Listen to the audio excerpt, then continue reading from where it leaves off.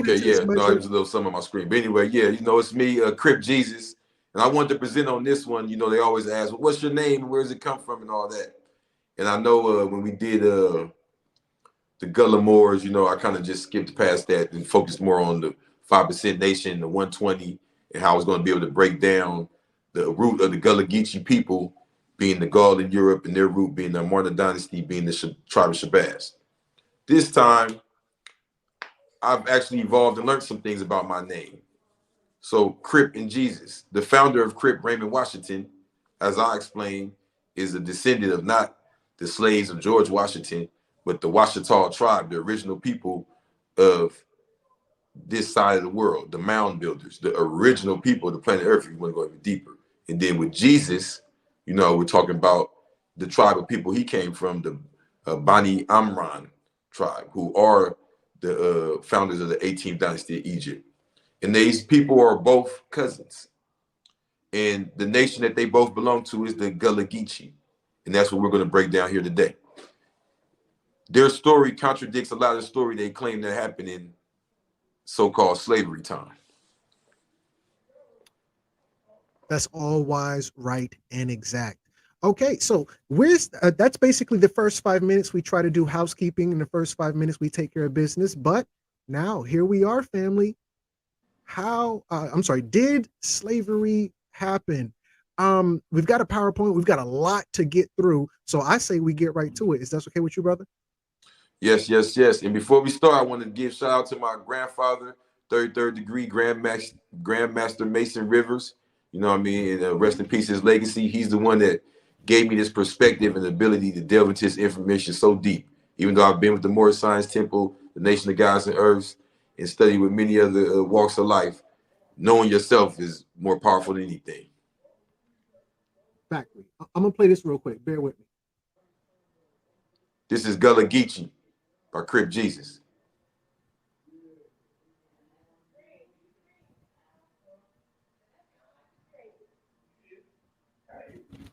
Hold on, I'm having some technical difficulty. That's like my elevator hold music. Yeah, that was it's the chant, Tevin Campbell show. A lot of people probably heard the Gullah Island. You know what I mean? Back when we were growing up, they used to be a popular kids show. And then a lot of people may have even heard this song that the brother had, Gullah Island, nigga, Gullah. But on this one, I'm like, Gullah, Geechee, Gullah, Geechee, Gullah, Geechee, Gullah, Geechee. Call me, you can't reach me. No, teachers couldn't teach me. No, preachers couldn't preach me neither. Why? I think I'm Jesus. Oh, I'm Gullah Geechee, Louisiana in my bloodline, screaming fuck one time, nigga. So the Louisiana in my bloodline, a lot of people probably think I'm talking about the state of Louisiana, but I'm talking about the Louisiana going from Canada all the way down to Haiti, New France, the original, Louisiana, named after King Louis, and that see the Louis V on the wall. That's why I even rep that so much. A lot of dudes don't know. I'm speaking to the lost tribes about their Creole heritage in Louisiana. You still ain't playing? Well, Nah, I don't have no audio. I don't even know what's going on. This is racism. I'm just joking. My apologies. And you killed that joint. But without further ado, do you mind, brother? I'm sorry. So yeah, we begin here with the 400 years. This is very important because the concept of slavery that you hear about is not really a simple thing where they say slavery, you're enslaved. It's like it's a specific group of people. It's a specific time, and it's this 400-year brick of time that me and everyone that looks like me has been given as, this is your history, this is your story.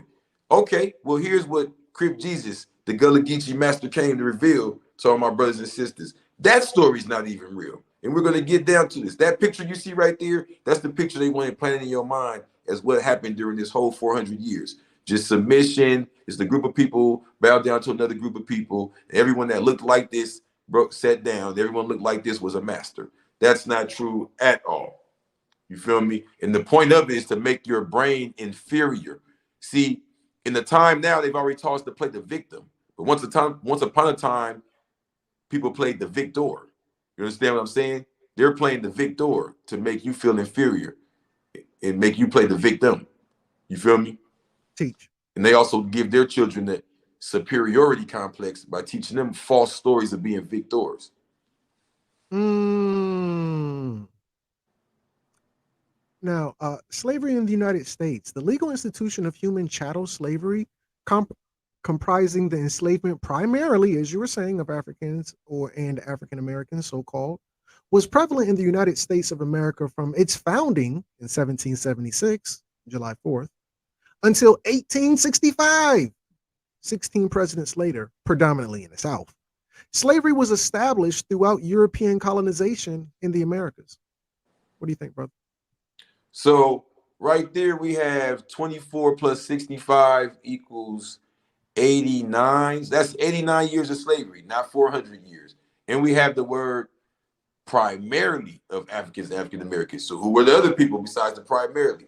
This is what you don't see in the movies. This is what you don't see in the pictures. And this is why the whole attitude after your children is, oh, okay, you were our slave. You see what I'm saying? Because it's automatically everyone that looks like that picture behind you were submitting and then changed like that. And everyone that doesn't look like that were masters of them for 400 years. But we see the first code I crack right here is for the U.S. We're not talking about Spain and France. For the U.S., there was only 94 years that they got to participate in this. Wow, that's powerful. Amistad. Amistad is a 1997 American historical drama film directed by Steven Spielberg, based on the events in 1839 aboard the Spanish slave ship La Amistad, during which Mende tribesmen abducted from the slave trade managed to gain control of their captor's ship off the coast of Cuba, and the international legal battle that followed their capture by the Washington, a U.S. revenue cutter. The case was ultimately resolved by the U.S. Supreme Court in 1841. What do you think, brother? Now, the point up here is that this is a very popular movie. I know when I was growing up. Now, for those before me, they always talk about Roots, and maybe they say Roots was a lie or was true or whatever. But I know Roots was the big movie that defined the generation before me's understanding of what slavery was. I know for my generation, it was Amistad. Now, we're supposed to look in the books, but let's be real.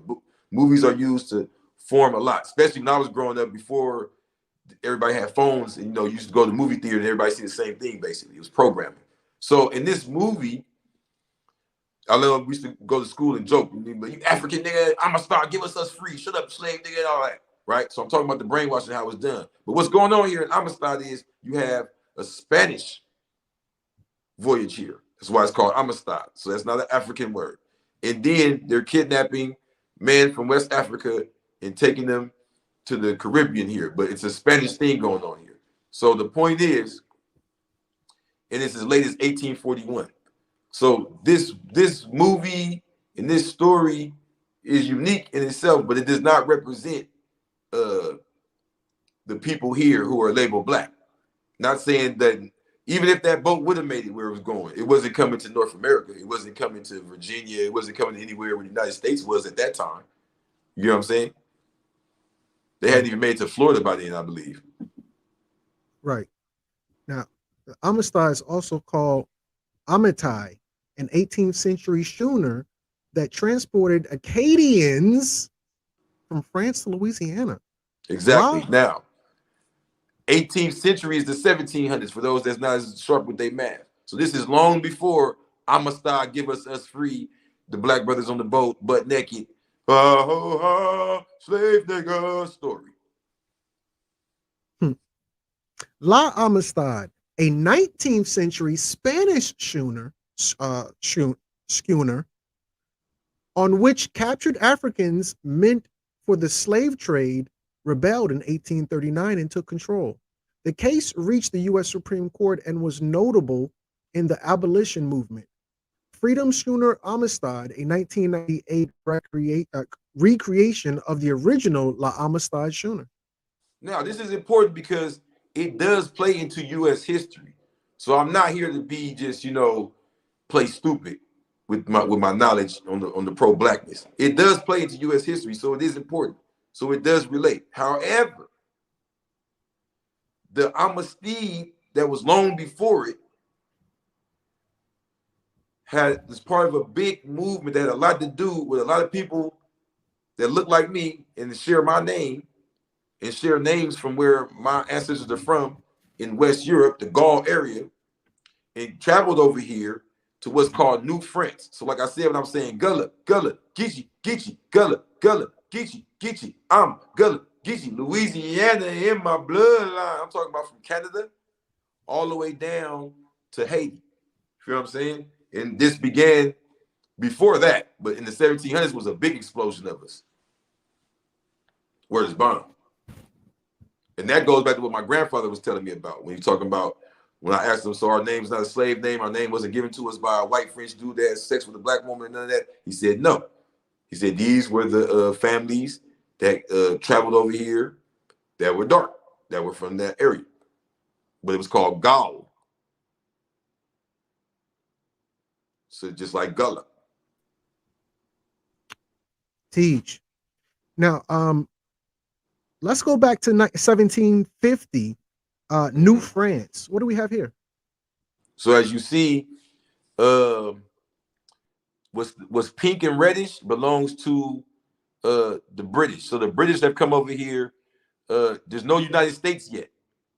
So when you talk about 400 years of slavery, you got to go before the United States was even created. So people say, well, the Mayflower and Plymouth Rock and all that. Okay, we're going to get there. But let's go right before the United States was created and what before the American Revolution and all that. This is how much turf the British had. They had made it all the way down to Georgia, you see. And they had made it a little couple parts in Canada. And the Spanish still had like Texas and New Mexico, Arizona, all that little area in Florida. But the rest of everything else in North America that either hadn't been conquered or was with the French. And don't forget, I just explained to you that a lot of the French people that came here were Gaul. If you understand the science of the Gullah Geechee, the Gullah people have been traveling over here. Now, a lot of people say, well, the Gullah Geechee are descendants of African slaves and all that. Okay, yeah, whatever. We'll get into that in this PowerPoint, in this presentation. But these Gullah people right here, these Gallic people, these Gaelic people, these Gullah people that are over here in so-called New France, which was really Louisiana territory. I think it got the name New France later. Now, that was 1750, what we just looked at. Approximately 13 years later, 1763 until 1767, a 4-year span, we have the Acadian deportation, the Acadian migration, the number of Acadians, if known. The arrows scaled to reflect population. So the bigger scales mean a bigger shift in movement. Now, I want you to notice here, as many points as they are, these are all coastal areas and island areas. What are those? The Creole culture. See what I'm saying? The shrimp and the lobster and the water and the different mixture and the patois. You understand? Right. Why is it so much French infused in the Creole culture? Look at this. This is before this is before the United States was even created. This is before even the American Revolution. Yeah, 1776. Absolutely. Mm-hmm. What does the Django mean? Baby boy name, the Django, or is pronounced Django. Origin is Hebrew, and its use German. Okay, so we know Hebrew and German way far. So it went through a lot of translation and transformation before it got to its German use. The root is the ja and the ango. Anga, ango. Django was a very... It's like saying God, nigga. Ja, anga. Django. Got you. Django is a variant form of the English and Hebrew John. Django is a rare baby boy name. It is not ranked within the top 1,000. In 2018, within the family of boy names directly linked to Django, John was the most commonly commonly used? So for those who may say, what the hell's got to do with anything? Well, look at my brother Jamie Foxx standing there in that beautiful blue light right there. What's going on right here is showing and proving what I'm telling you. This Creole culture, we call it Creole now because we're lost, and this is the words we use to identify it. The people, the Gallic people of the whole entire Western Europe. I don't want to just only focus on France, but France is very important because that's where it meets in the middle. You have a little bit of Latin, English. You even got the Normandy conquest, where the people of North France conquered England. But if you ever look that up, the Normandy conquest, they brought back the Armana dynasty name.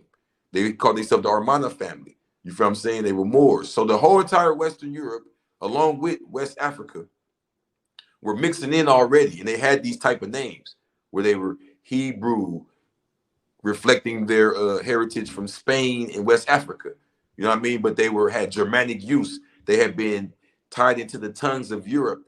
You understand what I'm saying? Because even France itself is named after King Frank. They're Germans. They're Germanic. They came to Gaul and mixed in. This is where you get the words like Django and all that. In the West, though, Django, the movie about Jamie Foxx, is about a man who's enslaved over here in the Americas, and he gets free and he goes and kills a bunch of slave masters and burns down plantations and all that. That's where the story of the Gullah and Ogeechee begins. There was no submission. There was no 400 years of submission ever. I got my audio back. Give me just a second. I want to flex real quick for the family. Do you mind? Oh, this is the perfect time.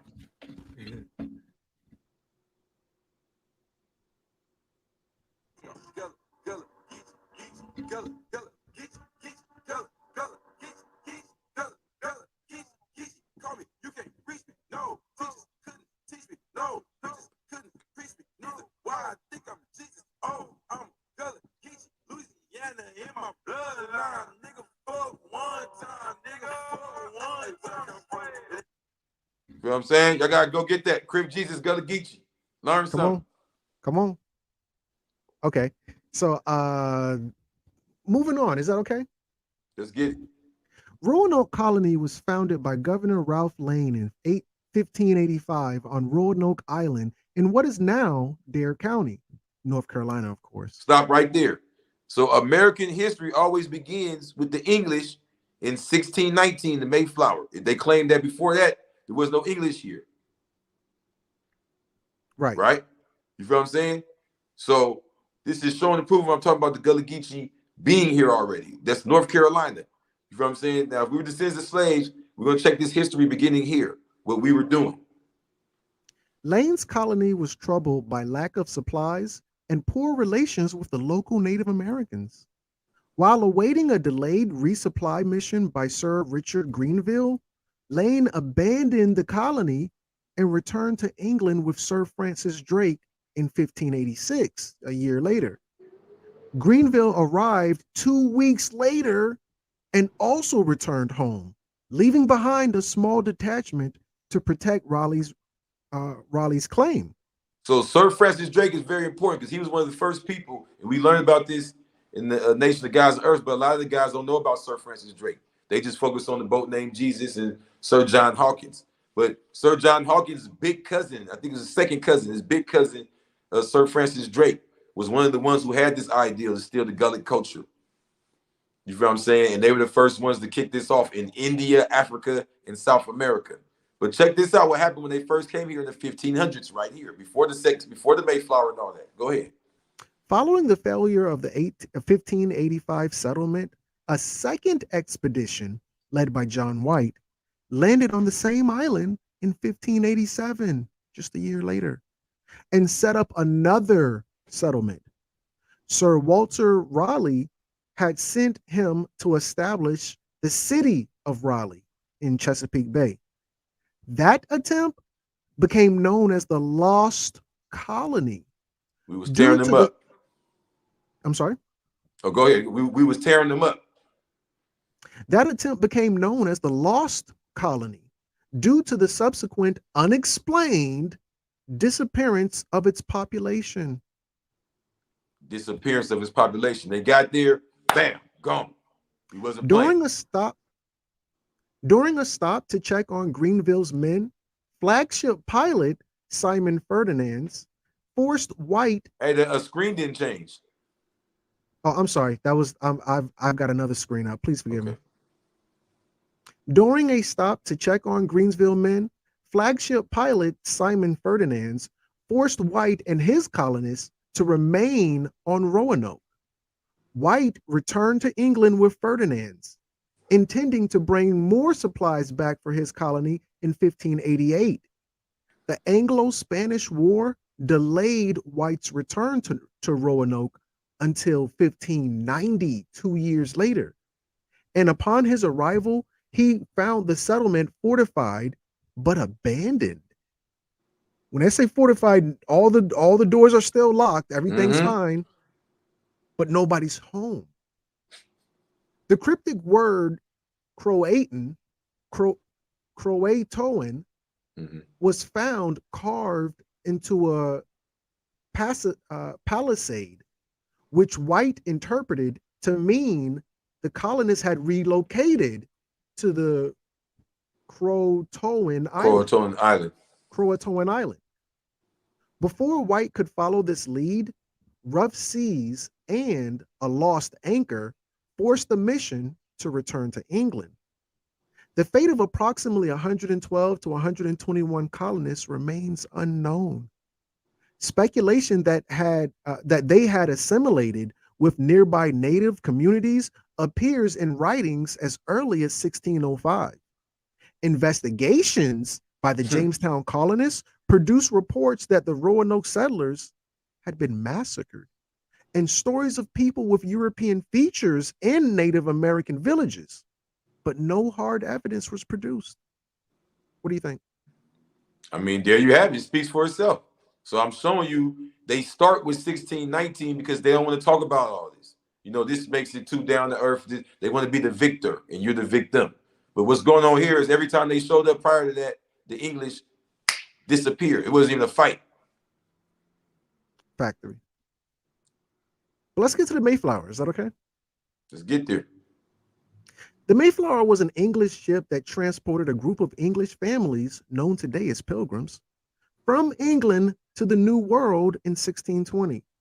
After a grueling 10 weeks at sea, Mayflower, with 102 passengers and a crew of about 30, reached America, dropping anchor near the tip of Cape Cod, Massachusetts on November 21st. 1620. 1620, thank you. According to his story. But according to my story, the mystery, this is what really happened after they got here. So now keep in mind, this is 1620. 2 years later, the Indian massacre of 1622. Now, what I'm prone, this is us. This is me. This is my grandparents. These are the massacres we're doing. This is your grandparents. But they're calling it the Indian massacre because at this point, when they're describing the Indian, the Indians don't even exist yet. So what they're calling the Indian is just the person who's here already, the native. The Indian it should massacre be called the Native People Massacre, the original People's Massacre of 1622. Wow. The Indian Massacre of 1622, or the original people who massacred these other people of 1622, popularly known as the Jamestown Massacre, took place in the English colony of Virginia, in what is now the United States. On the 22nd of March, 1622, John Smith, though he had been in Virginia since 1609 and was not an eyewitness, related in his story of Virginia that warriors of the Powhatan came unarmed into our houses with deer, turkeys, fish, fruits, and other provisions to sell us. The Powhatan then grabbed any tools or weapons available and killed all. Anybody know how much all is? And everybody. Killed all the English settlers they found, including men, women, and kids of all ages. The baby gotta go. Chief Opechancanough led the Powhatan Confederacy in a coordinated series of surprise attacks and they killed a total of 347 people, a quarter of the population of the Virginia colony. Gullah, Geechee. We don't play, homie. We don't play. They don't talk about all that, huh? That's how we kicked it off. And that was because we had made a deal with them with Pocahontas and all that, and we wasn't feeling it.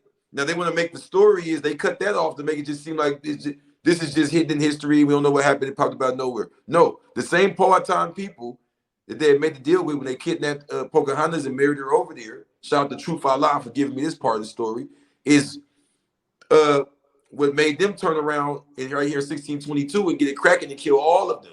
And it was cracking from 1622 on over here in North Carolina, South Carolina, and the Carolinas going down where all the Gullah Geechees was, and everywhere they went after that. That was all part of the Gullah Geechee going back all the way to Louisiana. See, I'm part of the lost far out Gullah Geechees. I'm way in Louisiana with Master P and them, the Gullah Geechees.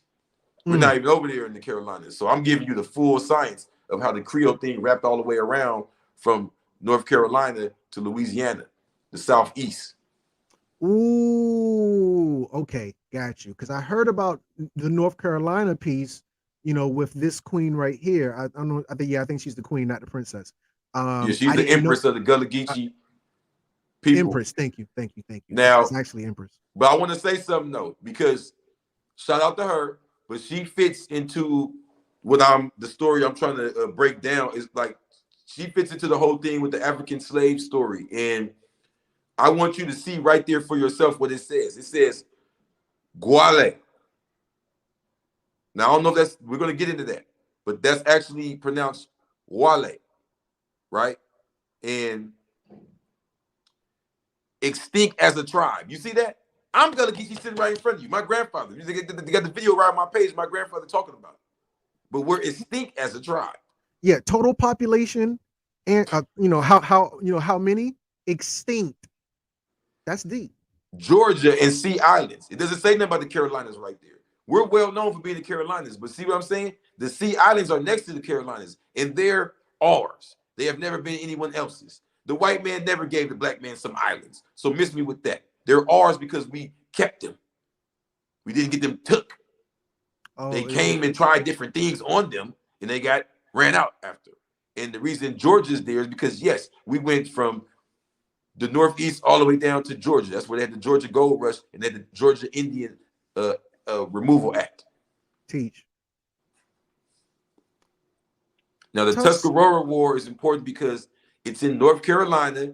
It's in this early period before, the United States, 1776. So this is the British and all that. And what they're doing is the people who are speaking English who are here, they are mixing in with the other tribes. See, they already start kidnapping the women and marrying in and taking them to England and all that, and they're mixing their blood in. They're enslaving their own children. And right here, you see they're actually mixing in with tribes and going to war with other tribes. Tuscarora War was fought in North Carolina from September 10th, 1711 until February 11th, 1715. Result, British colony victory. Tuscarora migrates to New York. Location, Eastern North Carolina. The Tuscarora War. So even a lot of the originals that migrated to New York are descendants of the Gullah Geechee. But they don't want to keep it real. Teach. Right. So, question. What happened in the Tuscarora War? Answer. According to North Carolinapedia or North Carolina Encyclopedia, in December 1712, Colonel James Moore arrived with 33. James Moore. Yeah, Moore is very, is deep. 33. That's a very occult number. Come on. Arrived with 33 whites, and this ain't even real, bro. This if you know the master of science, you know what they saying. It wasn't really 33 whites. You know what they saying. Come on, homie. Come on, homie. In December 1712, Colonel James Moore arrived with 33 whites and nearly 1,000 Native Americans and won a sound victory, killing over 900 warriors and effectively breaking the power of the Tuscarora. In the wake of the war, the Tuscarora immigrated on their own, joining the Iroquois of the Longhouse in New York. What you just read is, if you look at it from a Masonic point of view, the 33 whites, we already know that number belongs to them. So that's the Masons that was with them. And there's 1,000 natives that they got to turn against their own. And here's James Moore. He's probably the mixed breed Moore that's the leader of this whole thing. And they go over there and kill their own people. Correct. To subjugate the natives. The same thing you see in Egypt. That's what was explained in Gullah Wars. I think that went over a lot of people's head. What we were talking about that day was the native people of the Nile River. You understand what I'm saying? A lot of those dynasties that were around at that time were mixed in. Because remember, we showed Musa and his mixture and all that. And they were implementing the Kenaton stuff and all these different guys and all that. And this is what they were doing to rituals. So that's why in the Moses story, you know, you have a group of people who are the natives of the Nile River, and they're into it with the Pharaoh and all that. But the point of that is, after the mixing in, after enough mixing in, we started attacking back to that too. So now you see the Yamasee War. Correct. This is a picture from the Yamasee War. The reason why, no, go back. The reason why that picture is so important, can you look at those natives right there? Look at those natives right there. Yeah. Look how black they are. Yeah. Not saying it's an accomplishment to be darker than me or anything, because it's not very hard, but they're definitely darker than me. I mean, look at their red flags, Moore. Look how they're dressed. Yeah, the cherry red flag, the cherry that George Washington chopped down. Come on, yep, man. I see it. I ain't make this up. I ain't draw that. Right. I didn't want that to fit the narrative. That's the Yamasee War picture. You remember when I sent it to you? Yeah. Yeah, that's all wise, right, and exact. And that's in Carolina. But I digress. Next. Question. What happened in the Yamasee War? Native Americans killed hundreds of colonists and destroyed many settlements. This is according to Hilton Head Island. And they killed traders throughout the southeastern region. Colonists abandoned the frontier and fled to Charlestown, where starvation set in as supplies ran low. The survival of the South Carolina colony was in question during 1715. Now, it just shocks me how all of these wars they're having in Virginia and the Carolinas and all these areas are the Gullah and Ogeechee areas, and it tells you where the tribes left and resettled. And when you go there and you see people that look like me but know their names like me, they know where they're from. They know that they're Cherokee or they're Creek or they're Yamasee or they're this or they're that. Or they know like me, I'm a descendant of the French. I'm the one they don't want to talk about. They don't want to talk about them neither, but they'll let a couple Muscogee Creeks pop out, a couple Black Cherokees. They can't hide it. But me, they're like, no. Even the originals themselves are like, French, what? But nah, yeah. This is what the 33rd degree Mason, Master Mason Rivers, my grandfather gave down to me. And we breaking that down. So amongst them were people that were Gaul and Gullick and that were not Geechee. See, this is where I come to break down. The other one's called Gullah Moors, dealing with the Oromo, and those are the descendants of the 18th dynasty of Egypt. Over here, you're dealing with the Geechee for the Ogeechee River in Georgia. This is those on the western half. When you look it up in the computer, it says the Ogeechee or the Gullah Geechee or Wale. You would think that's Gullah. You would think that's Gaul and Gallic, like I'm talking about in France. No, the Gale civilization is Mississippian over here. So when it says Native Americans, you're thinking, what is he talking about? He got to read about Native Americans. It also says South Carolina, where the Gullah Geechee reside, and they're the natives, and they're Native Americans, and they're killing the slavers. Factory. Now, I wanted to reference that video that we did real quick because I wanted to make a point about the Yamasee. So in this video about 3 weeks ago that me and Crip Jesus and I did, you're going to see where in that video we also connected the Hebrew aspect of this. And I say that to say, if you look at the Yamasee tribe, this is the tribe of Yah. Because that and Y Masi, is Moses, Musa, Masi. Yamasee. Yah and Moses. Come on with it. So these are the Seminoles. These are the Semites. You get what I'm saying? These are the lost children of the tribes of the guys. Yamasee, just like James. And you see, at this time, when they first came over here and made the deal with the original people over here, who was in rulership in Europe, in North Europe, and brought them all together? King James, King Yamasee.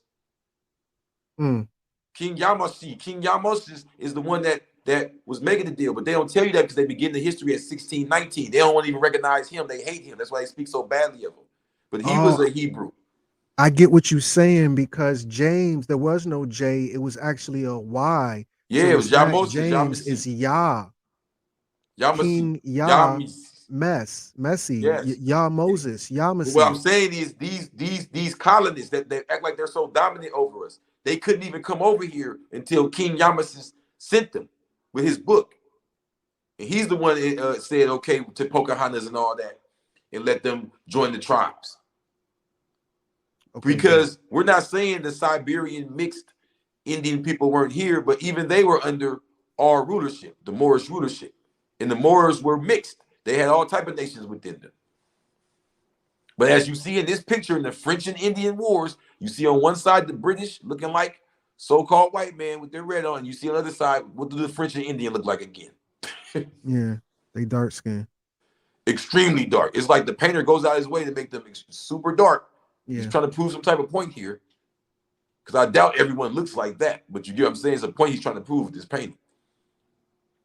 Factory. You know, and I want to point out too that they looked at very tribal. See their hair and the red hanging and the swords and the head wraps and all that. Right. But they have rifles though. So all that uncivilized ooh wah wah wah wah ooh wah wah. No. My Uncle Jerron, shout out my Uncle Jerron, Dirty Red, he explained to me how he was giving lessons from his family about the Trail of Tears and all that, and how we were in Oklahoma and different parts of America, and we lived in houses while other natives lived in tents. Gullah, Gullah, Geechee, Geechee. Question. Did the French and Indian War take place in South Carolina? Answer. The French and Indian War was so named because Britain and their American colonists fought France and France's native allies. Although South Carolina had little military involvement in the French and Indian War, the war led to the Cherokee War in South Carolina. Gullah, Geechee, Geechee. That's right, the Cherokees. So all them black people saying, my grandma said I was Cherokee. Now they don't believe it no more. We was growing up, they were still believing it. Now they don't believe it no more. So I got to bring it back to them.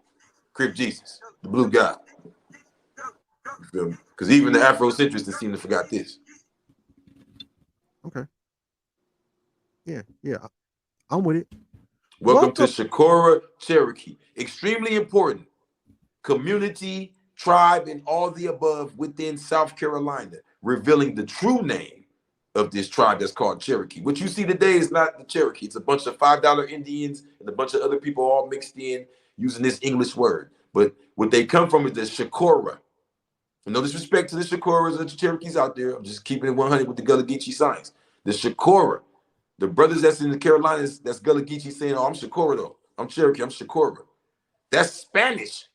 When they kidnapped one of the natives there, they named him Francisco Shakur. So the on the end is Latin. His name is Shakur, like Tupac Shakur, Asada Shakur, Afeni Shakur, or the Oromo Gala type people in East Africa and Somalia and all that, the royal people that are named as Al Shakur. Damn you. So I'm not saying we're not African or now have a connection to Africa, but I'm giving you, stop thinking it's only Egypt was the only time we were civilized. After that, we just fell to the jungle branches and then popped up in America as niggas. Come on. That's all wise, right, and exact. Question. What wars did the Cherokee fight in? Answer. Traditional military leadership. War of the Cherokee and Chickasaw with the Shawnee, 1710. That's around the same time we was just talking about what led to the Cherokee War in South Carolina. Factory. Chickasaw, Shawnee, Cherokee. These are the tribes of these are the lost tribes. These are their names. These are them. You feel what I'm saying? The Cherokee also fought in the Tuscarora War. When we just talk about that. The Yamasee now it's funny War. how they put these different names, but it's the same people. So I'm doing this to prove it to you. Like, well, how you Cherokee if you're Gullah, you're this, you're that. It's the same. We weren't. That's how you see it. The same way a group of Californians are going to come together to fight against invasion, whether they're Mexican, this, that, and the other. The same thing that Native people did, whether they were Gullah, Shawnee, Yamasee, whatever. They came together. And Cherokee was actually one of the leader groups. So there's a lot of Cherokee Nation people, meaning that there's a lot of people who are under these different names, but they families were under the Cherokee leadership and Cherokee governing, and you know what I mean? They had the Cherokee Brigade, things of that nature during the wars. Right. War of the Muskegee Creeks, Anglo-Cherokee War, 1759 through 61. War with the Chickasaw and major land cessions in 1763. Watauga Association. Let me just keep it kicking. Shakur was a legendary Native American kingdom or tribe sought during the 16th century by various European explorers in present-day South Carolina. The legend originated after Spanish slave traders captured an Indian originated. I'm sorry, let me switch to my other screen. Please forgive me. Indian they call Francisco de Chicora. Okay. Okay, yep. 1521. In 1521. Afterward, they came to treat Francisco's home country as a land of abundant wealth and natural resources. The Chicora legend influenced both the Spanish and the French in their attempts to colonize North America for the next 60 years. I'm going to read this screenshot. Give me a second. Used to be Chicora. A fact in that portion of American history relating to the voyage of Spanish discovery and exploration in the 16th century, not generally known or remembered, and one that will be of local interest here, is that South Carolina was originally named Chicora. This is recorded in David B. Scott's School History of the United States in the following paragraph, for which we are indebted to Master Claire Hutchinson. So what that just proved was South Carolina, that whole area was the Shakur. So there was all type of Gullah Geechees there that were under the Shakur tribe. So this is not a really a far-fetched thing when you see so many different people that look like me and you who grandparents told them they were Cherokee. Now let's check this out here. The expedition of Vasquez de Ayllon in 1520 shows the dreadful cruelty of the Spaniards to the Indians. He went to the Bahamas to seize the natives and bring them to the island of Hispaniola to work there in the mines as slaves. You feel what I'm saying? So they were taking people all over the place. This is the Indian slave trade we're talking about. Wow. A storm drove him to the coast of what is now South Carolina, where he was treated with great kindness by the Indians. While many of these were visiting on board his ship, they were suddenly fastened down under the hatches and the vessel set sail. Disaster followed the ships. One of them was wrecked and all aboard perished. The Indians on the other preferred death to slavery, and most but and I want to point almost out no one was sold here. It was trickery. And there's a lot of that going on here that's not exposed, but they paint themselves as these big victors that had brought smallpox and fucked your mama and killed you and shot you in the head and chopped your scalp off. I'm not saying that stuff isn't true, but they don't want to tell you the other side, because if you watch a video of all your granddads getting their ass whooped all day, you feel pretty insecure yourself too. Okay? That's what they do to our minds all day. Right. But our granddaddies was whooping ass from Asia to Africa, back to America, back down to Australia, back up to Antarctica, to the Pacific Islands. Stop playing with me. The Indians on the other preferred death to slavery and almost to a man starved themselves. D. Ayllon paid the penalty of his atrocious cruelty in 1535 when he went to settle his new province of Chicora, now South Carolina. The natives, imitating his former treachery, enticed many of his men from the ships and massacred them. Come on, we ain't just accept that. We don't play that. Gullah Geechee. D. Ayllon himself escaped with difficulty, only to return in disgrace to Hispaniola. I mean, that was just beautiful, man. You know what I mean? So, that just goes to show what I'm talking about. We didn't play that. We didn't just accept anything. We didn't submit, and we retaliated with wit and manipulation and tricked them off. Shakur / Cherokee. Why is it / Cherokee? Come on, brother. That's in South Carolina. It's still there.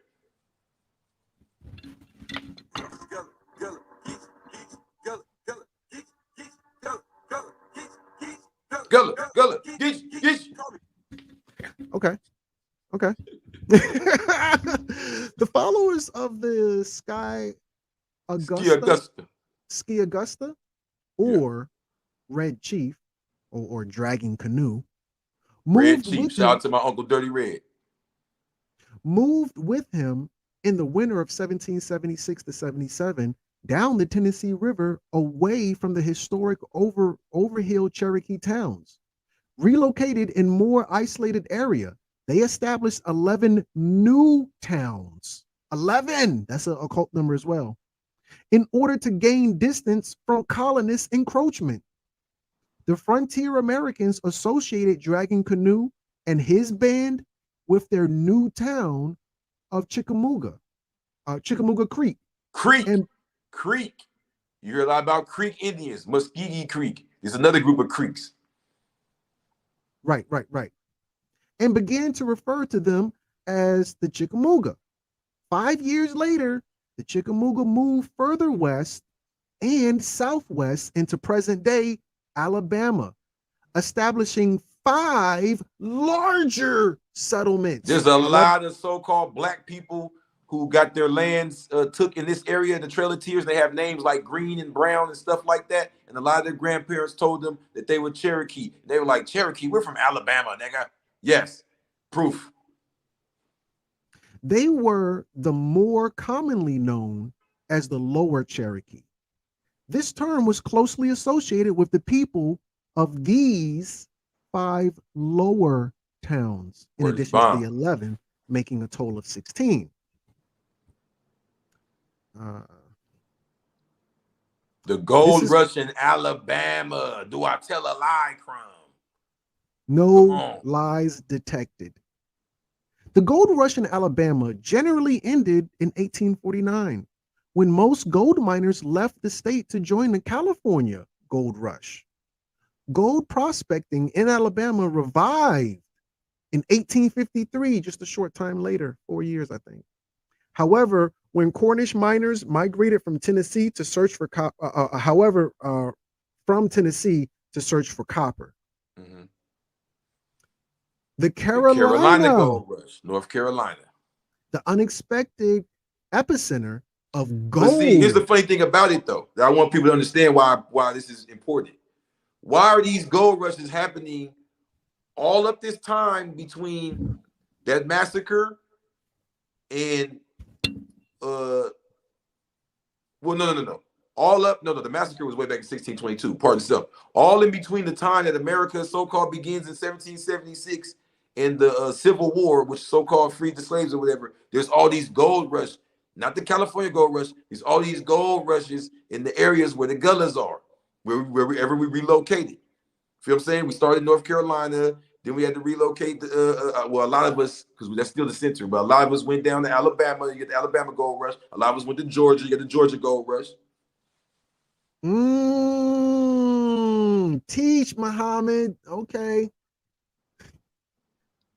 Ogeechee River. Let's go back to what I said earlier. So they may tell you, Gullahs comes from this West African word, this or that. And Geechee comes from it. No. Geechee comes from the Ogeechee River. As we travel down, you see how close that is to the border and all that. So, a lot of people don't know that Georgia is actually the East Coast. They think of it as just the South. But Georgia, the entire eastern coast of Georgia is the Atlantic Ocean. You feel me? Right. So the Ogeechee River is actually across from Portugal, where we crossed the lot from the Portugal to the Ogeechee River. Gullah, Ogeechee. Yeah, they were following us and robbing us. Shout out Isaiah. Yeah. You already know what's up. Shout out to Isaiah. You're reading my mind. Yeah, let's keep it kicking. Cherokee. This is Gold and Indian Removal Act. Now, I've heard of the Indian Removal Act. I wasn't aware of the Gold and Indian Removal Act. Well, it's not a gold it's saying gold and the Indian Removal Act. It's showing the relation. It's showing that it just so happened where this area, the territory that was Georgia then, where they had the Indian Removal Act, is right under the territory of the Cherokees where all this gold was. Yeah, I see those gold Mm-hmm. blocks right there. Yeah, that's all wise, right, and exact. Impressive. Now, what I'm showing is how does that connect with this? Why, as soon as the America begins, they go to do the Louisiana Purchase. Well, what's happening is I was just showing you how they paint themselves as the victors in the beginning, and they really joined in with tribes and mixed in and were getting massacred back to back to back. Well, at this point, it's turned into full wars, and there's a lot of Native people that are working with them. That go back to what I was talking about with the Pocahontas and the sellouts, where you got us relocating, going back and forth. Well, the reason why it's so confusing is American history is painted as three groups: Indian, black, white. But what we have to understand is nationality here. What's really going on is you have the original people who are black, yellow, red, and all these different colors, who are Muslim, African, Spanish, French, all these different cultures and ethnicities mixed together. They're Gullahs, they're Moors. These people are here. Now you have the people who are with the United States, who have married into certain tribes, who have their consensus is whiteness. We don't even understand this at this point. Their consensus is whiteness. We're seeing it now. So they have Christianity, they have certain things they identify with. They have certain people with them. But however, there's another group that's not in the conflict that we don't understand because they hadn't spread west yet. You understand what I'm saying? This is all going on the East Coast, everything we're talking about. All this American history you read about, which people forget is everything west of like Ohio and all that, or probably even further east than that. At this point in time, you're on the eastern seaboard. So everything west from that area was not America. I ain't gonna say it was all free, but it was not America. It was not the US. It was not speaking English. It was different colors. There were people over here. There were towns and states over here where the Louisiana Purchase was of full free black people, like Chicago, built by the Haiti brother Dusable. Well, oh, shots fired. But brother, we actually at the 1 hour mark, 56 minutes to be exact. We have about 200 people in the room, and we're only halfway through with the PowerPoint. I was going to say, and this is what I usually say. I say we ended here. And I'm gonna tell you, can you guess why I say we ended? No, I don't. We went an hour and a half last time, but I mean, let's go. I say we ended because I looked at the likes, because I ain't gonna lie, I'm tired. I looked at the likes and we only got 69 likes, and we got like 200 people in the room. That's not even like the halfway mark. The family ain't really, they probably bored and got nothing else to do. They not really tapped in, And I say, if the family wants us to continue, we got to get up to like 150, something like that. If we can't get up to 150, then I say we just, another day. We do it a different day, but we can finish it later. We got almost 20 more slides, 30 more slides to go. We're only halfway through the PowerPoint. But at the end of the day, family, it's up to you. Do you want us to continue? If so, you got to hit the like button. If not, no biggie. Catch me later. We do the 1 hour thing. You already know what it is. While I wait for the family to decide what they want to do as a collective, as a monolith, I'm going to, because I'm about to end it, and this is what I do when I end it. I want to shout out my supporters, the people who support Crumb TV and keep the good work going. Let me scroll. And this is, we call this the dollar challenge. If you want to take the dollar challenge, you can just donate $1 to #Crumb TV. You can donate more, it doesn't matter. But if you want to support in that regard, that's the way you do that. And I try to, at the end of the video, depending on if y'all hit the like button or not, I usually just read everybody's name off. Let's start with Linda. She says, dollar challenge and happy belated Earth Day, 2 hearts. Sitota, donation, took the dollar challenge a couple times over. Psych L took the dollar challenge a couple times. Teresa, she says, love you and your work with the black heart. I see you, I love you, I appreciate you. Baby doll, she said, thank you with a kiss. Hey, Uncle Gary, he says, it's been a while. What's goody? Absolutely. I see you. I love you. I appreciate you. Will I am out there in the D. He says, salute 555. Kick rocks. He said, we've been kicking their their ASSES for centuries. Anybody know how long a century is? And he put S on it. So yeah, with that said, that's pretty much how we do with the dollar challenge and the supporters. If you don't want to take the dollar challenge, you can always smash that like button, family. Mary, she said, continue. Absolutely. I greatly appreciate that. Let me just check this likes. I'm gonna see what the family has decided to do because I let y'all make your own decisions. Where is the like button? Oh, okay. 133. We're awful close. We got a little bit more than 30 seconds. I'll let y'all decide if y'all want to do that. Yeah, so family, you can hit that like button. You can also comment. Let me know what you think. Did slavery happen? I mean, or did it happen the way they try to say it? Were we just, subordinates or whatever the case may be? I don't know. The information is there for you to decide. A good teacher can't tell you what to think, can't tell you what to see. They can only tell you where to look. We've put the information out there. There's more, but we're gonna have to do a part 2. Let me see what these numbers look like, and that'll determine if we continue or not. I'm gonna close this out. I'm gonna do this button because we basically out of time, family. So if you want us to keep going, then you're gonna have to talk black to me. Hold on, let's see. Let me see. Almost ready. Almost ready, good brother. Boom. 143. Okay. All right. Well, we hit 143. I say we keep going. What do you say? How you feel about that? Good brother Crip Jesus. Are you froze or you just can't hear me maybe? Let me see. Oh yeah, you are froze. European Jesus. Jeez Louise. I'm gonna go to this next slide and I'm gonna try to get him back on. The Seminole Wars. Okay, yeah, he's coming back. Seminole Wars, 1818 through 1858. It was a lot longer than that, but 1850. There we go. There we go. Ooh, I didn't mean to hit that button just yet. All right, brother. I'm back, brother. They want us to keep going. I see it was 133. Yeah, they definitely want us to keep going. It's a lot of people want to know this, man. I'm telling you, I know they didn't hit the like button because they were so mesmerized.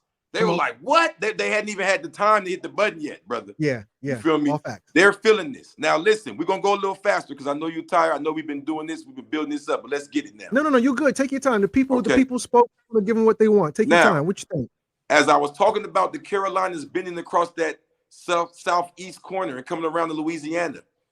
So we can't stay stuck in Carolina. At this time, it's not just about Carolina. It's about the northeast of what we now call United States. They have populated and been coming over from England. Why they call this New England? They didn't, just like New France. So they've been coming to the New England area and coming down, mixing in, joining, warring.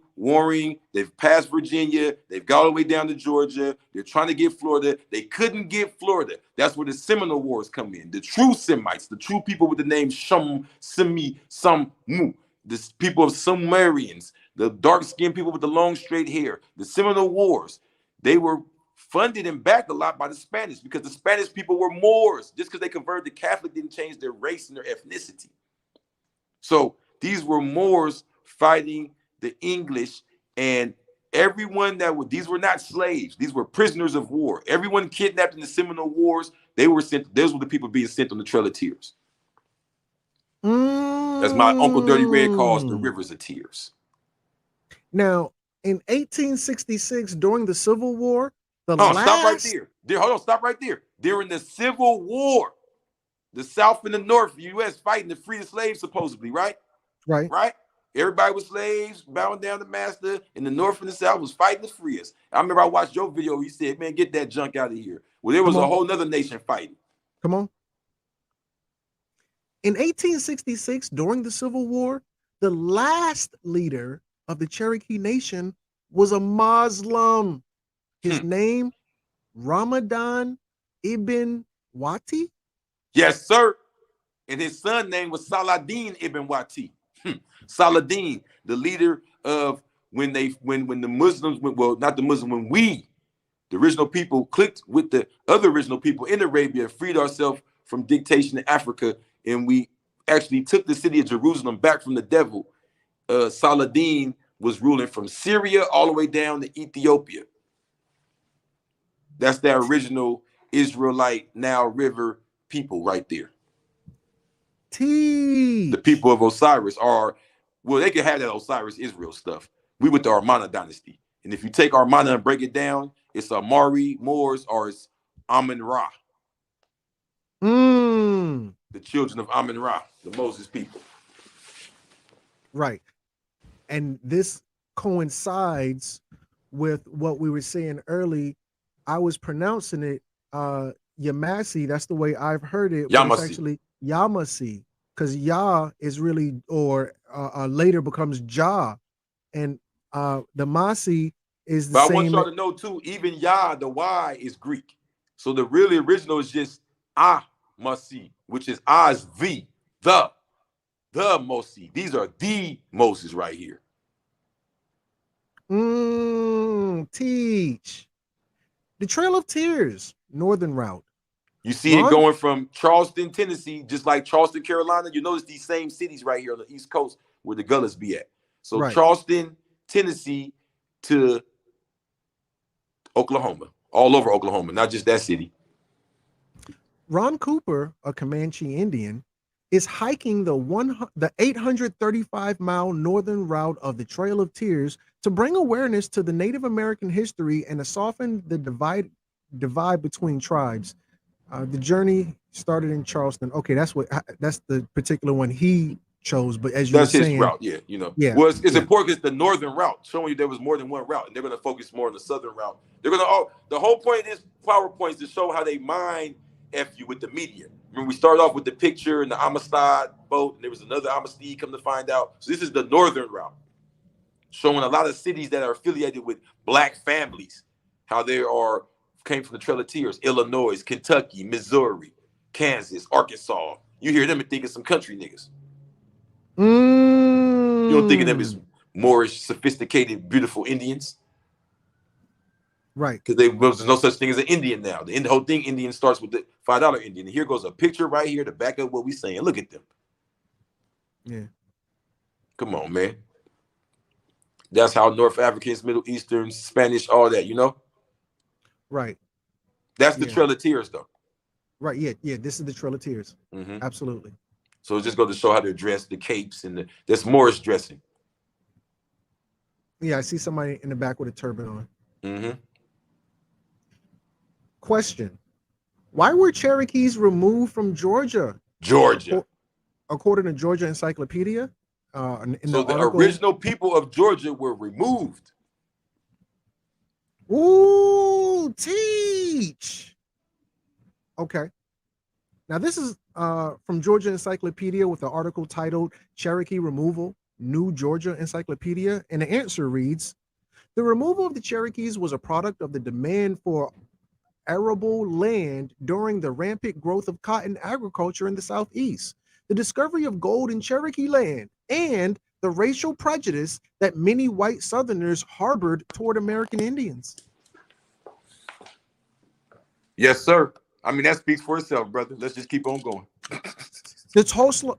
This is important. Where I need to say right here, this is important because the whole point of Trail of Tears was to show that the whole connection between Oklahoma and the brothers in Atlanta and so on and so forth. They came, they were going through Alabama, Georgia, North Carolina, like they said, they were following us and taking the gold, right? Everybody come to consensus of that in the room. Well, this right here shows that after they followed us, kept stealing gold, and even did the Trail of Tears, and we landed in Oklahoma, and we were still shining, Gullah and Ogeechee going strong. Here comes the Tulsa Race Massacre, better known as the Black Wall Street Massacre in Oklahoma.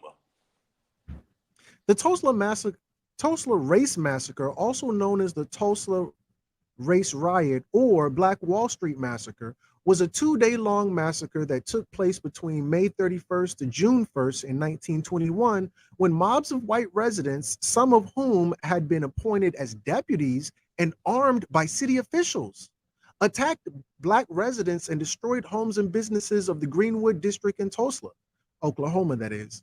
The event is considered one of the single worst incidents of racial violence in American history and has been described as one of the deadliest terrorist attacks in the history of the United States. The Terrorist attackers, attack. that's right. That's all wise, right, and exact. The attackers burned and destroyed more than 35 square blocks of the neighborhood. At the time, one of the wealthiest black communities in the United States, colloquially known as Black Wall Street. The wealthiest black community in the United States. It was in Oklahoma because that's where the Trail of Tears ended, in Oklahoma. It's not a coincidence. No, it's not. In addition to that, Tulsa, Oklahoma is an Indian reservation. I don't know if anybody knew that or not, but yeah, it's definitely an Indian reservation. I didn't even know that. And I'm not saying we're the Indians. I'm saying what they call Indian now is the imitation of us. We are the original people, as the Honorable Elijah Muhammad explained. The 17 million originals that was here with the 2 million Indians includes those that were brought over. Right. Let me just pull some receipts just to make sure that the information is all wise, right, and exact.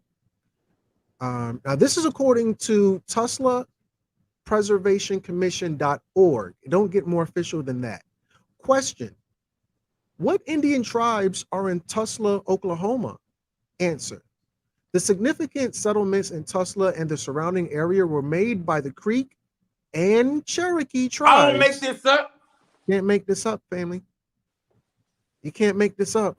I'm the about Creeks, to spark a blunt the Cherokees, along with the Seminoles, Choctaws, and the Chickasaws were forced to migrate west during the Indian removal in the 1830s. There you have it. There you have it. Alhamdulillah, man. Let's keep going with the knowledge. So as I said earlier, who are the Gullah Geechee? What is the Geechee? What is the Gullah? So what, it's just a word, your grandpa said it, whatever. Well, in his story, in his Google, according to his science, you feel what I'm saying? These people are Wale was a historic Native American chieftain of Mississippian culture. Peoples located along the coast of present-day Georgia and the Sea Islands. Spanish Florida established its Roman Catholic missionary system in the chiefdom in the late 16th century. But why is it called the Mississippian culture? Georgia's not on the Mississippi. Good question. The Mississippian culture was a Native American civilization that flourished in what is now the Midwestern, Eastern, and Southeastern United States, from approximately 800 CE to 1600 CE, varying regionally.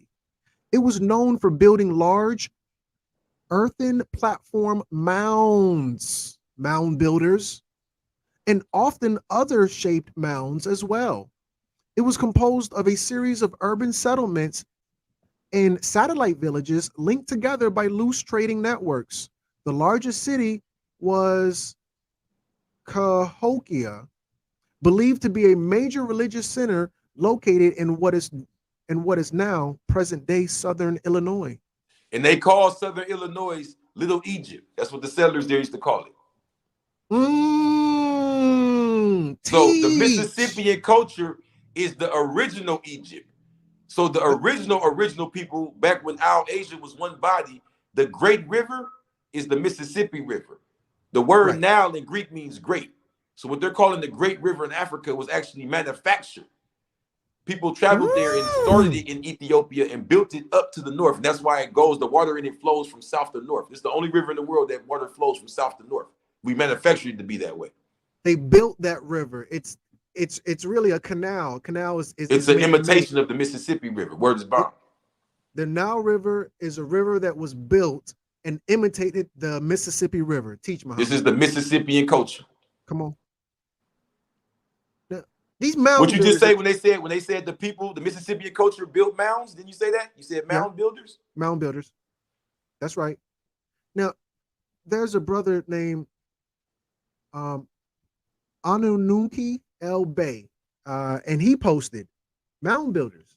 According to Empress Vertices Tierra Tunica or Turner, Washita or Washington, Now that stop Gostin right L. there. So Bay. that goes back when I was saying they were joining our tribes. What Uh-huh. you'll see here is two popular English last names that actually come from two of our tribes that they joined. So don't even Right. believe the hype when you got an English last name. You're thinking, I gotta be a child of a slave. I right here, Shabaka El Mahdi, the 25th scientist. That's what they called me in prison. Shout out to the guy King Seven Allah. We built on this before I did the session.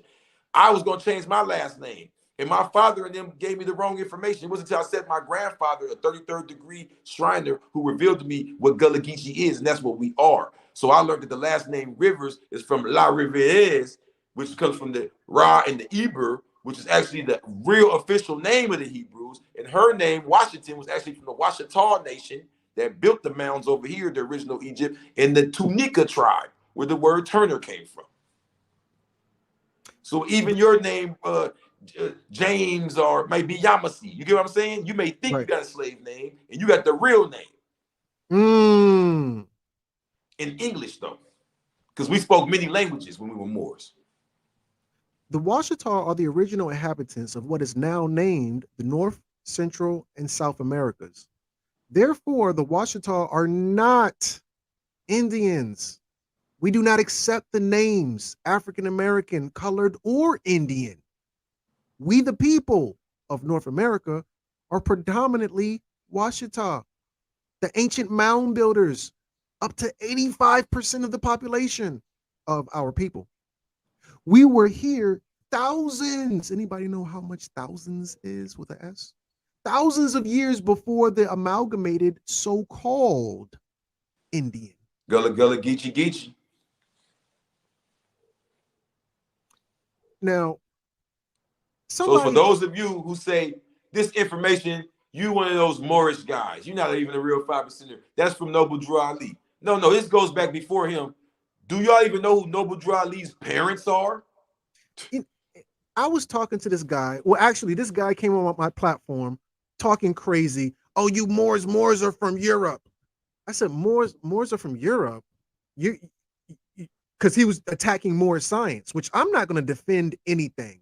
If it's true, it's going to defend itself. I take that stand for anything. So I'm not going to be on any platform defending something. It's going to defend itself if it holds water. So I don't need to do any extra work. But with that said, they were attacking Moorish science. Oh, Moors are from Europe. I said, hold on. When you're dealing with Moorish science and Moors, Noble Drew Ali wasn't around back then. Moorish science comes from Noble Drew Ali. Do you know who Noble Drew Ali was? I don't even think I even asked him that. I just blocked him. But let me read this. This is just a wiki article of Noble Drew Ali. This is not from the Moorish Science Temple or, this is not nothing from the like Moorish that. Science Temple. This is not my story, the mystery. This is Right. his This is story, his story. the history. Woo! Drew Quitman, military and political leader of the Cherokee Nation, and Eliza Turner Quitman, full-blooded Washita Tunica mother.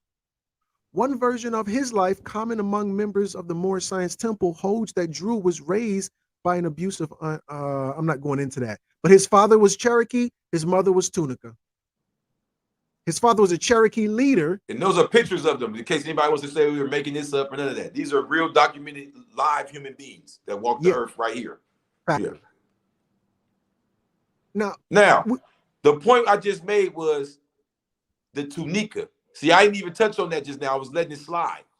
What I'm trying to show you is Empress Turner, who talks about the mound builders, the last empress of the Washita Nation. Right. What they got to do with anything?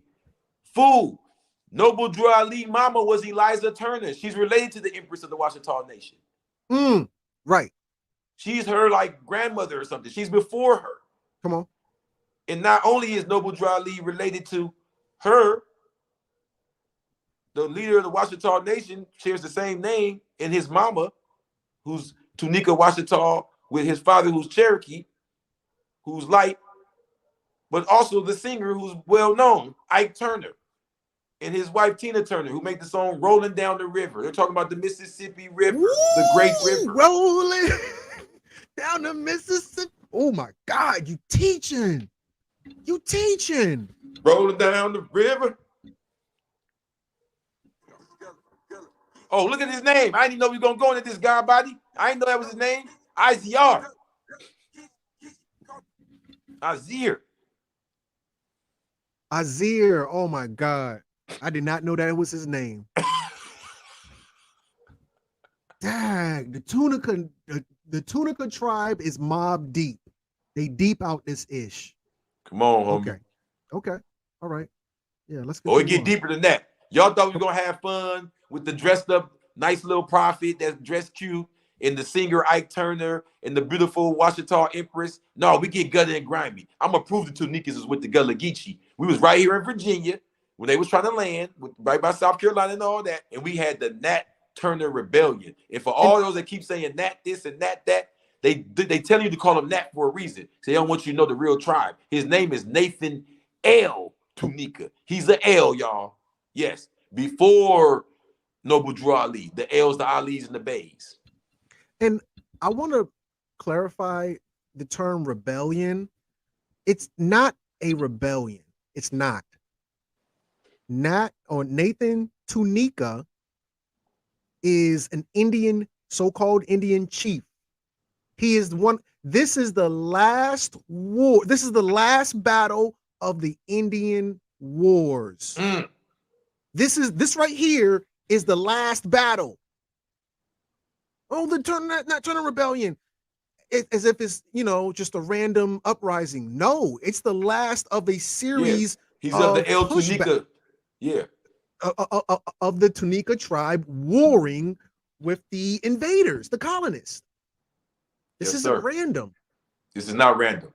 Now, why do we place that there? Because the point I was trying to make was what she said. We are not Indians. This is not a world that no one could travel in before the white man. No one communicated with each other before the white man, before the great conqueror came and connected everybody. No, that's what we've been doing.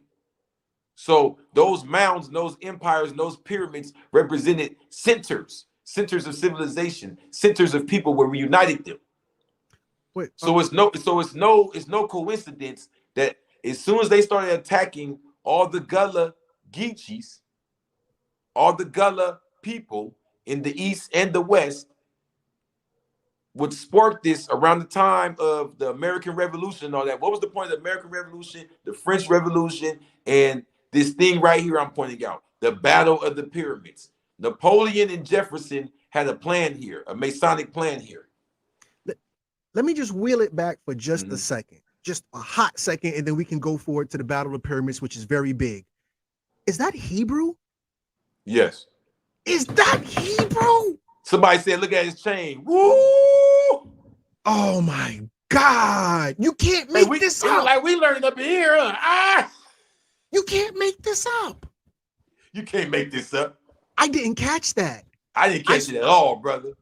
Yo, I'm sorry for the name. So right. So back to what we were saying. Now this is important though. I want people to understand this because they're saying it sounds like a lot of stuff. Hebrew, Indian, these dudes are all over the place. No, the people who claim to be Hebrew. I'm not talking about the Jews. Respect to the Jews. They call themselves Jews. Okay. I'm not talking about the Jews. If you call yourself a black Jew, a yellow Jew, you lost too.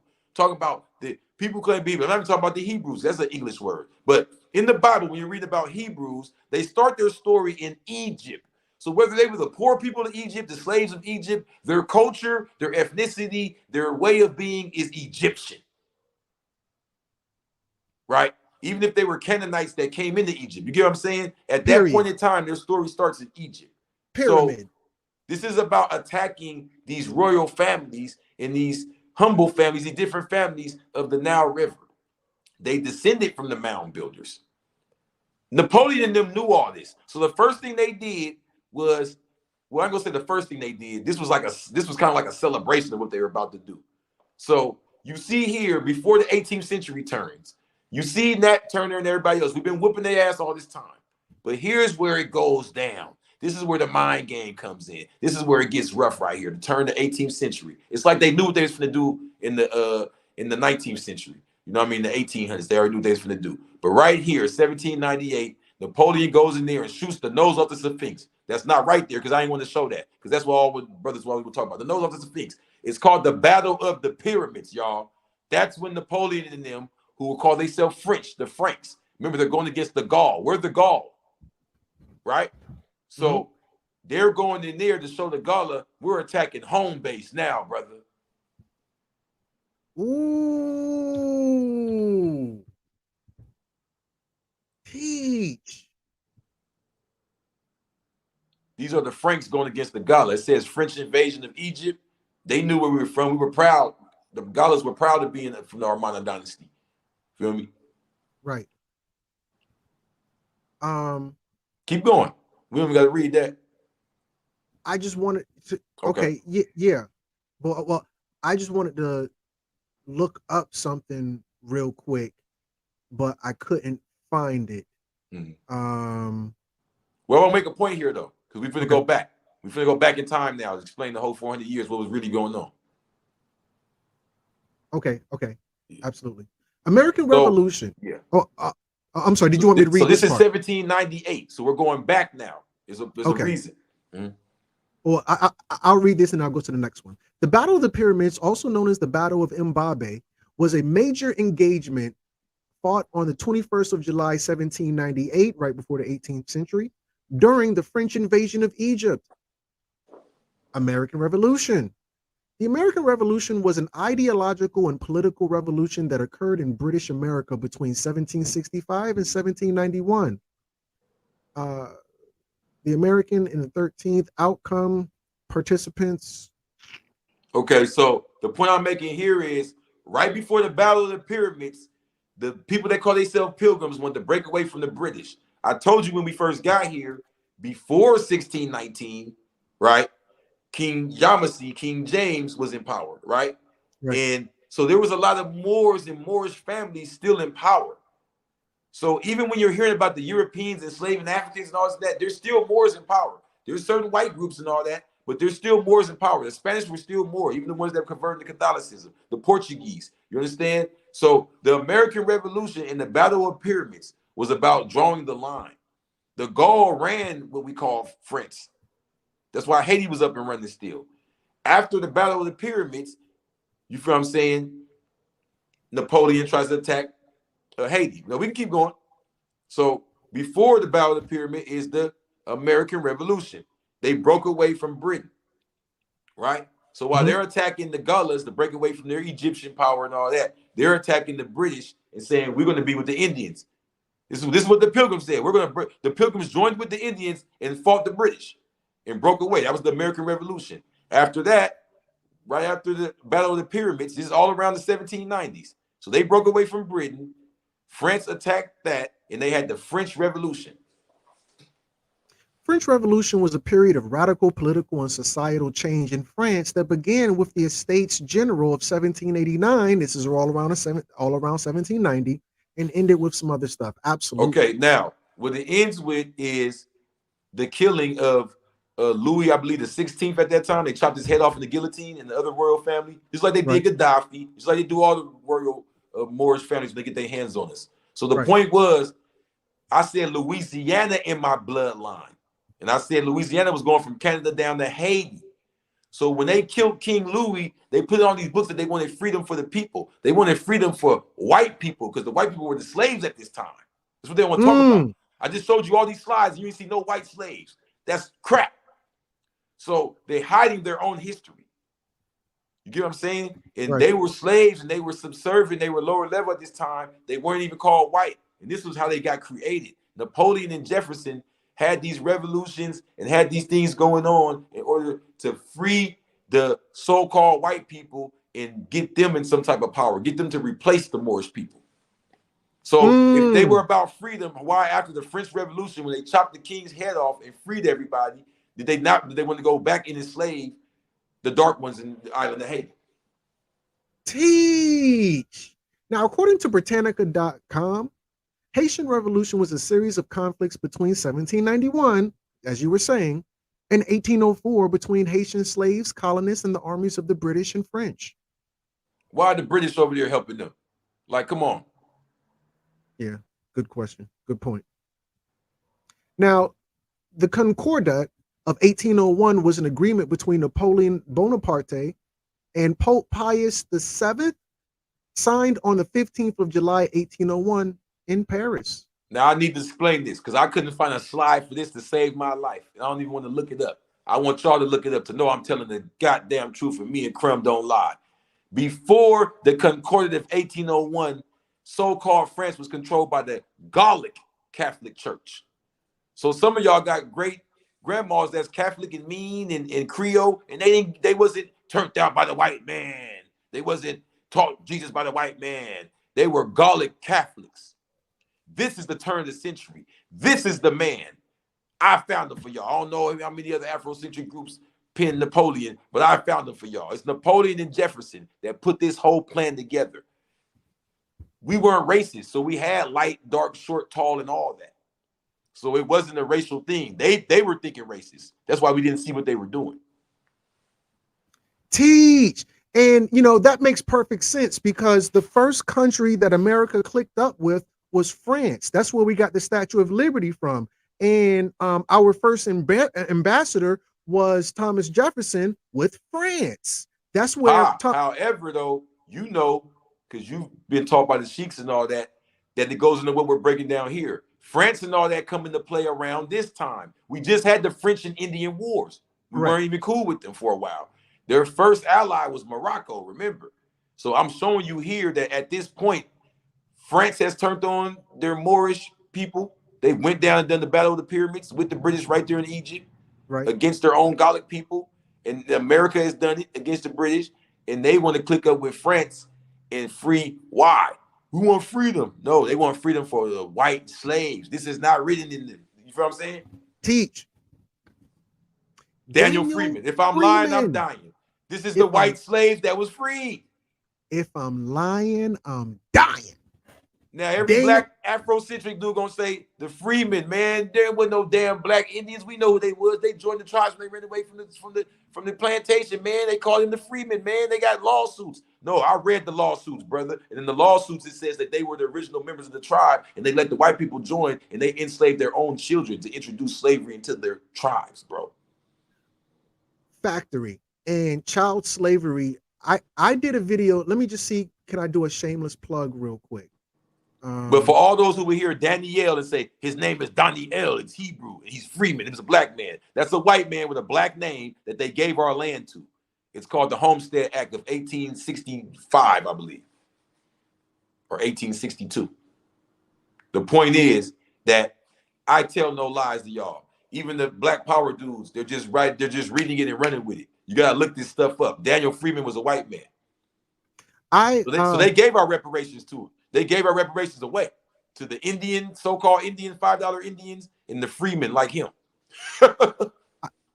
I did a video a year ago called White Slaves, American History Exposed to talk about how history started with white people. And in that video, I talked specifically of who the white slaves were. They were their children. Wow. They were the European people's own children. Who were the slaves. We revealed it all, baby. Factory. The first slaves were their children. I've been said that. Yeah. That's how they introduced it. Let's continue Act on. of Congress, 1875. The Santee initially settled in Flandreau in 1869 and were the first successful settlers as other settlers did not flourish. The Act of Congress of 1875 extended the Homestead Act of 1862 to Indians, provided that they give up their tribal affiliation. Hold on. Now, this goes back to what my grandfather told me, because I said, man, this shit you're saying, you make it so nonchalant. So where's all the Gullah and Ogeechee then? We're all over the country. Well, we don't hear about it. He said it was illegal. He said, man, after we had defeated them, we had did our thing, and we didn't leave, and we weren't going, they were still here. It was illegal to even talk like that. He said, you get outcasted, you get shamed for your affiliation. That's what this is mean. The Indians provide, they give up their tribal affiliation. So there are many people who look like me and you who gave up their affiliation to their tribes just to get land and move on and get away from this bullshit. I made a video about that as well. That's why when people say, my grandma said we Cherokee, your grandma whispered. Your grandma didn't go in the streets and say that. Because grandma remember that the family made a deal to hush your mouth. But shall I continue? Yes, sir. That was a beautiful part right there. Absolutely. In 1878, there were 94 homesteads owned by the Santee. It was the only settlement of this kind in the country. Mm. But let's go to Now, John Hawkins and Francis let me Drake, break as we this were talking down. Let about. me break this down so we ain't just hopping around. Okay. So the point I'm making here is that, like I said, we're not the Indian. So that was hard to explain to people. I just explained to them what we are, the original people of North America. This goes to the degree in the 1 through 14 where it says, why does the devil call our people Africans? To make our people of North America believe that the people on that continent are the only people they have. Now, what he's breaking down is there were original people here. There were also other people here called Indian that we eventually called Indian that were exiled or whatever. Okay, bam. Now, where's the 400 years of slavery? I just showed us whipping their ass and all this and that. We're not going to say it's just made up. The whole Hebrew Israelite thing is a lie. The whole thing. No. In the Nation of Islam and in the Nation of Gods and Earths, they teach us the truth. But a lot of brothers read a bunch of books afterwards and get lost in the sauce. Elijah Muhammad says that the slavery being discussed is not the Mayflower and all that. It just started in 1555 with a boat called Jesus. And there was a man named John Hawkins who was knighted by Queen Elizabeth. And he sailed off with this ship and 3 other ships, I believe, or whatever. And he went and he according to Nuri Muhammad and the other scientists who studied this, he did not just go up and aggressively overpower Africans. He lived amongst the Africans for, I believe it was months or years, learning their languages and customs and morals and all these things, and promised them work and gold and all that to go with him. John Hawkins. John Hawkins, or Sir John Hawkins, was a pioneering English naval commander and administrator. He was also a privateer and an early promoter of English involvement in the Atlantic slave trade. His elder brother and trading partner was William Wilhelm. Now, Sir Francis William Drake. Hawkins. And guess who their cousin was? Who? I've been trying to figure out why this dude calls himself this name for all these years. His name is Aubrey Graham. Why does he call himself Drake? I'm starting to wonder, do they want us to dance in Slave Master on purpose or something? Sir Francis Drake. Sir Francis Drake was an English explorer, sea captain, privateer, slave trader, naval officer, and politician. Drake is best known for his circumnavigation of the world in a single expedition from 1577 to 1580. So this is where the 400 years begin. This is the history brothers don't know, because American history starts at 1619. They're erasing the 64-year gap. So this is why our brain is so mixed up, because during that 64 years, they were going into India, not just Africa. That's why we have these different looks and different hairstyles. India, South America, and Africa. They would bring them to the Caribbeans. No one would be brought here. This is why the original people, that's why we look the same. These are 2 different groups of people. The group that they brought here, no one was brought here until they were a 3rd generation broken. That's why it takes 64 years. It takes 3 generations. So they'll take you, get your kid, and get their kid. That's the one that gets to go to North America. Ooh, rabbit Y'all proof stay on the fence. island. Y'all stay on the island. That's why everybody on the island say, "What do I did that?" They're more in touch with their roots. Brother, did you see the movie Rabbit Proof Fence? No, sir. Oh my God. European. I gotta see that tonight. Bro, you gotta see Rabbit Proof Fence. In the movie Rabbit Proof Fence, they did what you're saying now. You can't make this ish up. You can't. It was a Rabbit Proof Fence was about a breeding program. Wow. It was a breeding program. We're going to breed these people to a certain level. Yeah. Then we'll move them wherever we want to move them to. Yeah. Y'all better tap in. The whole black race was introduced to us. It was created and introduced to us. And we were basically, the lower we fall in our consciousness, the more we fall into what they introduced us as the black race. They created that. Right. They took us and mixed and pulled out the strongest and the best and grafted the best version. But what people don't understand is The 17 million original includes those that were here already. So they introduced a broken down version of us to ourselves. The story they want to give to us that we fell off in 400 years and became that broken version they created. That's not true. You see us walking around now calling each other gods. You see me, a Crip, looking like this. What's happening really is they introduced what they created to us, but it didn't work. We've been teaching what they introduced to us its true identity the whole time. Niggas, Gullah, Ogeechee. You feel what I'm saying? We've been teaching this broken version of us the whole time. The story is backwards, and we're getting taller. And they're losing, they're dying out. So to prove what I'm saying is they didn't come here as warriors, they didn't come here as fighters. After they took their little subjugated group that they was creating on the Caribbeans and slightly introduced it to us. Oh, these are our servants, these are our friends or whatever. 1555 is where the Nation of Islam starts, the 400 years of slavery. In 1555, John Hawkins didn't take anybody anywhere. So why did I show them? I showed them to show you it's a family business. Truth Allah revealed to me that both these men were Sir John Hawkins, Sir Francis Drake, and they were both related to Sir Williams Hawkins. They were all knights. They were all English knights, like the knights in the Holy Crusades and all that. Right. These were knights fighting pirates. They were known for attacking Spanish and Portuguese ships. Why? Because those are Moors. They hated Moors altogether. They attack the Portuguese, the Spanish, they steal their ships, they take this people, they drop them off in the middle of nowhere, they lie to them, tell them they're going to give them gold, drop them off over here, take the money, escape, all that. And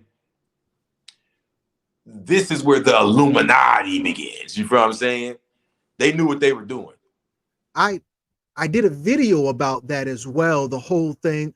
And even the term false flag comes from that era where, you know, these people, our people, are the leaders of the sea. Yeah. And then you see the new leaders of the the leaders of the new school are these John Hawkins and the gang. But brother, is it okay? Oh, my bad. And their boat was named Jesus. Their boat was named Jesus. So when they came over here, they did not just beat up and smallpox everybody. This is how they got in before 1619, 1620. This woman right here. Pocahontas. Family, if that was funny, press 666. If it was not, press 777. I'm pressing 666. I got her. That was a good one.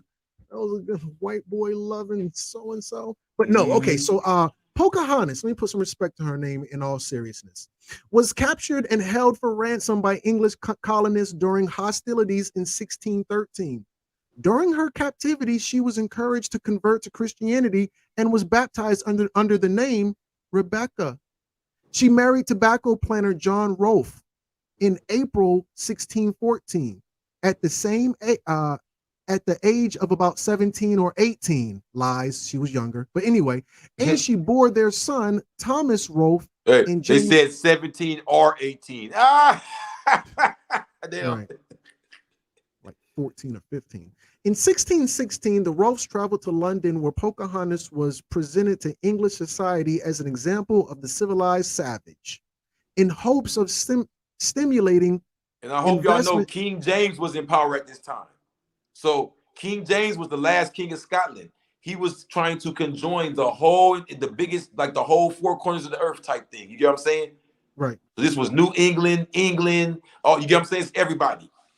So this marriage means a lot. This is going to connect the East and the West. This is the 3-3 to 33 right here. Right. They even made a movie about the last king of Scotland with Forrest Whitaker, starring Forrest Whitaker. Absolutely. I'm with you. And he's Idi Amin in the movie, meaning that they know that bloodline comes from the original Oromo Ugandan type people. Come on. She married tobacco planter, and they had their son in 1616, in hopes. In 1616, the Rolfes traveled to London, where Pocahontas was presented in English society as an example of a civilized savage, in hopes of stimulating investment in the Jamestown settlement. On this trip, shout out to homegirl Dominique. That's the real Pocahontas. The homegirl Dominique is a Choctaw, which is the word they use to hide the word Washita. They put choc on the front like chocolate. She's the real Pocahontas. She lived right up the street. She red, long hair like that and everything. I swear to God. Watch when she see this. She gonna be dying laughing. On on this trip, she may have met Squanto, a Pat-Uex Native American from New England. She became something of a celebrity. Was elegantly feted, and attended a masque of Whitehall Palace. In 1617, the Rolfes set sail for Virginia. Pocahontas died at Gravesend of unknown causes, age 20 or 21. She was buried in St. George's Church, Gravesend in England. Her grave's exact location is unknown because the church was rebuilt after being destroyed by a fire. Yeah, right. Yeah. Same way they take our Egyptian tombs and all that. They love messing with our burial places. Right. You feel me? But now the point is, let me wrap this up, brother. The point is, this is all rehidden history to make you inferior to the so-called superior. So they would have you believe, man, they whooped our butt and raped us and brought us here and dropped us off in the middle of nowhere. And they took them Indians and killed them all in the snap of a finger. And they celebrated called Thanksgiving. But actually, Thanksgiving is them submitting to us. That's right. After doing the deal with the Moroccans and paying us heavy taxes and all, that's why George Jefferson, anybody want to look it up, he went against his ruler, Yusuf. They were tired of paying us. They did the Louisiana Purchase, like we just showed earlier, right? And after they did, before the Louisiana Purchase, when they said we're breaking away from them, and after they got recognized by Morocco and they would still have to listen to us, because when they came back and George Washington hollered at John Hansen, who was the leader of the United States, the original headquarters in Philadelphia, the Moorish headquarters for it, right? Word is bond. Anybody don't believe me? Check House Resolution 75. The Moorish headquarters for the original United States in Philadelphia, you understand what I'm saying, was where he had to go to after checking in with the Moroccans and getting the last name Washington. And they made him sign right here. They designed the, well, I ain't gonna say that he was involved with this. I'm gonna take him out of that. Shout out to Truth Allah. But this is the brother right here, John Hansen, who a lot of brothers put the picture of the nigga in Liberia who's not the first president. He wasn't even no cameras back then. This is a statue of the real John Hansen, the Moorish brother who was the leader of the United States at the time in Philadelphia and who created Thanksgiving. Shama Lama Lama. I wanted to add value to that. And I had made this video. It's only 33 seconds. Check this out. Uh-huh. Oh yeah, that Hansen video, that music video, that was hot. Was that your idea to put the Boondocks niggas in there and all that? That was hard. When we're dealing with John Hansen, we see that he has no birthday. All we have here is a death date. We know that he died in 1860. So John Hansen gave the order for George Washington on December 25th, 1776 to cross the Delaware. If he was born in 1800s, this happened 20 years before he was born. With that said, family, he is not old enough to have been the first Black president. Also, there were no cameras back then when the real John Hansen was walking around town. But I also made a video about John Hansen, well, a song. I don't own the rights to this Boondocks thing. Sony tried to sue me. Whatever you want to call it. While we're watching each other, they're watching us all the time. Shout out Crip Jesus, Jesus, Jesus.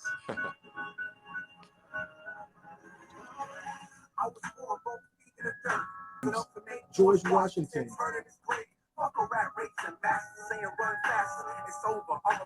Call me Crumb Snatcher. A rapture, book of life, new chapter. God, devil, dream journal. This a christening. Some days are Sundays, and I rhyme sick. Jedi mind trick. Moonlit, I'm in tune with. Ghetto prophet. I'm awake this sleeping giant. We gonna change things. Tell Pastor Pork Chop that we don't play games. John Hansen. John Hansen. That's a game change. Give them back their God and their slave name. John Hansen. John Hansen.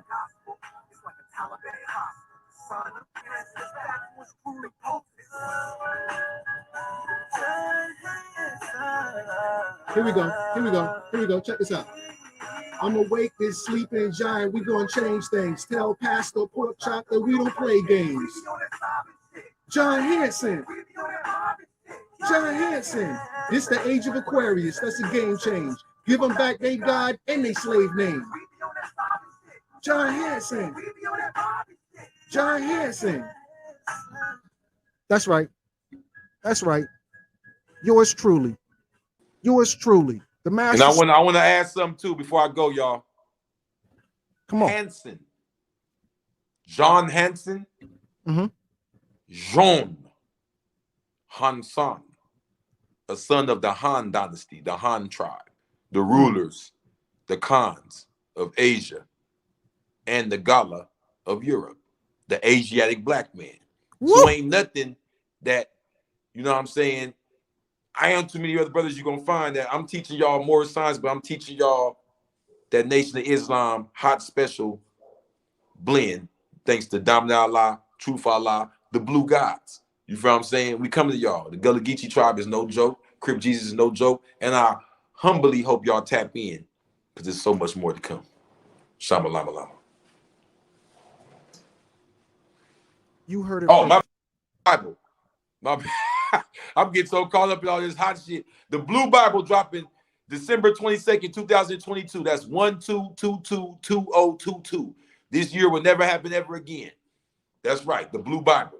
And it's real. That's the album. We're going to drop the book next year. Me and Crumb going to be on that. You heard it first here, family.